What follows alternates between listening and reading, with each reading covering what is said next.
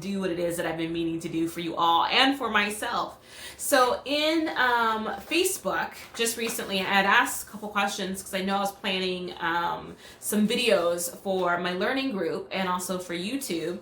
And I wanted to know if there was any questions or rumors or things that you all had been thinking about that maybe I could give my perspective on. I've been reading for a while now. I've been, a woman of the society for a while now. And, I have a perspective, I have a point of view, and I have experience. So I thought I could share a little bit of kind of tarot reading knowledge a little bit and kind of maybe shed a little light on something that's going on for you.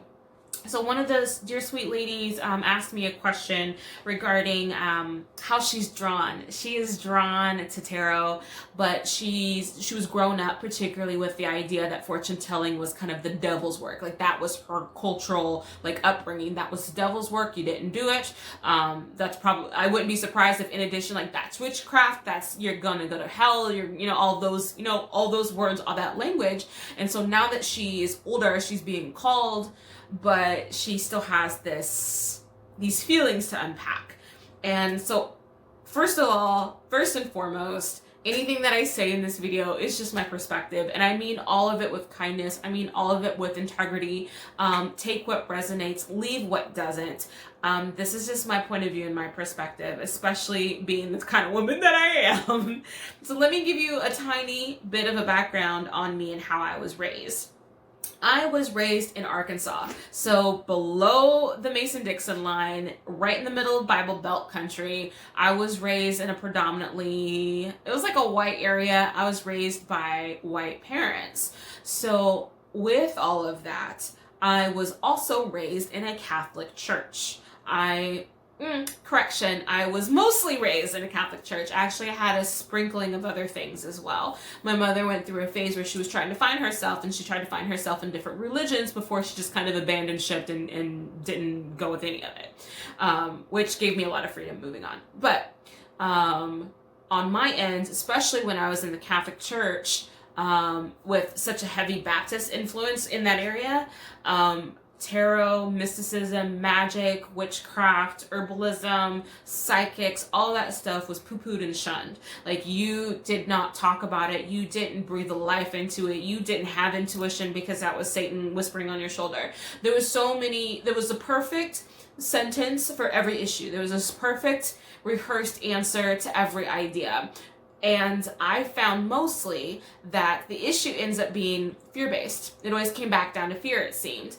It felt like, for me, that anything that encouraged self-thought, self-perspective, self-belief, you making your own decisions, you making your own choices, anything that encouraged that was shunned within the church. And that's really hard, especially when church is kind of like your other home. And you have, so a lot of us are free thinkers. A lot of us were in church asking questions and getting hushed, A lot of us are having these issues. That's kind of how we showed up, because church didn't make sense to us. Church didn't make, the dots didn't connect.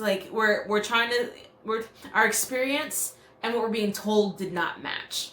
So I love that this woman in particular is now exploring these other mysticisms, these other ideals, this tool, particularly tarot, this tool that has been speaking to her. I love that she's following it, but there's going to be a lot of unpacking that needs to happen from that old belief system, that old structure, that old, oh gosh, I had a word for it. Deconditioning is the word that I was looking for, of unpacking and redefining what this means for you. Because how often have we seen movies that kind of depict heaven and hell a certain way, and tarot cards in a certain light? How often, if you think about it, how often do we remember, go back to the 90s, how gay people were even depicted, how black people were depicted? Our media kind of has a lens of influence on how we perceive things, and perceiving tarot or witchcraft or magic as part of Satan's work or the devil's work or anything like that, that it just adds fuel to that fire.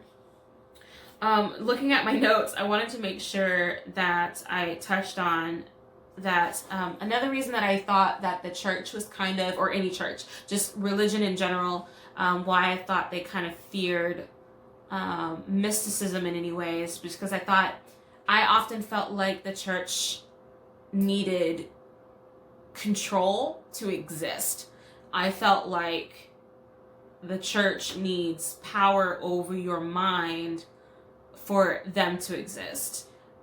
So it's like everything in the church itself was designed so that there is no questions, there is no need for you to make up your own mind, because your mind has already been made up for you by the priest or by the pastor or by, whoever the authority in your chosen doctrine is. So that was like the biggest thing for me. Actually, let's talk about that a little bit. When I was younger and I was getting out of this notion, I don't even know what you'd call it. It was just this whole life experience of, I was raised in the Catholic Church. I was raised a particular way, and I did not fit in anywhere. I'm brown. I have questions. I'm apparently gay. Who knew? I'm having all these things, and I'm not fitting anywhere. So it was very easy for me to just stop trying to fit in and start making my own way, my own direction, my own hodgepodge of whatever I like and enjoy. And I started relying heavily on my experience of things instead of what I'd been told about things, because I was starting to notice that what I was being told, especially about God, like what I was being told about God and what my experience of God was not the same. I was told that God will spank you if you question him. I was told that God doesn't like people who have sex out of wedlock. I was told all these things, and my experience is like, when I feel the most godly, I am happy.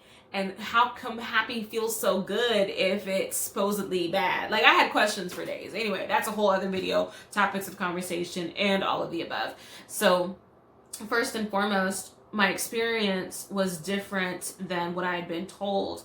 And I started to rely on myself and my own intimate personal relationship, my own intimate personal knowledge, instead of relying on others, instead of relying on what other people have said. I wanted to see it for myself. I wanted my own evidence. I wanted my own answers. And I just started listening, and I started watching for serendipitous things to occur. I was looking for synchronicities. I was looking for things that answered my questions that didn't come from a third party. I wanted to go to the source, and so the best way I knew how was to go internal.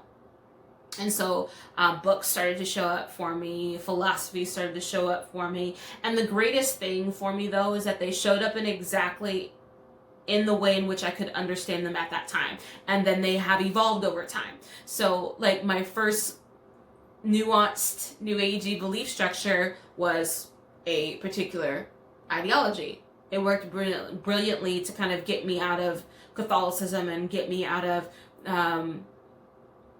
the guilt, all the guilts that showed up. So it worked really, really well for that. And then as I got older, I had different questions. My experiences started to shift. They started to get a little bit more nuanced. And so my ideologies changed. My belief structure changed. Things started to shift.